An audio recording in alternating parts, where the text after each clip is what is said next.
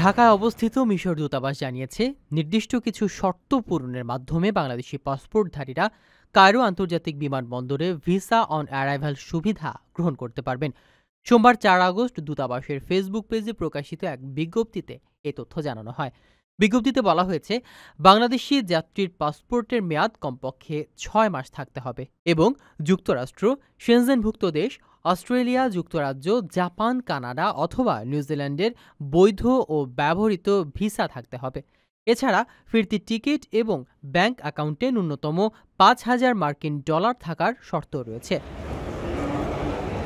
Gulf অঞ্চলের দেশগুলোতে বসবাসকারী বাংলাদেশিরা যারা হোয়াইট কালার জব করেন এবং তাদের রেসিডেন্স কার্ডের মেয়াদ কমপক্ষে ৬ মাস হয়, তারাও এই সুবিধা পাবেন। তবে তাদের ক্ষেত্রে উপরের সকল শর্ত প্রযোজ্য হবে।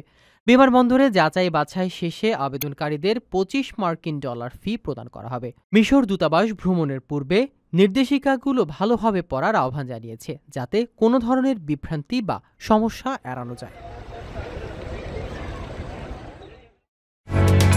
ওমানের সেরা রেট দিচ্ছে বাংলাদেশি প্রতিষ্ঠান গালফ এক্সচেঞ্জ। প্রিয়জনকে টাকা পাঠাতে আজই আসুন আমাদের যে কোনো ব্রাঞ্চে অথবা কল করুন স্ক্রিনে দেয়া নাম্বারে। গালফ এক্সচেঞ্জ, বাংলাদেশিদের প্রিয় এক্সচেঞ্জ।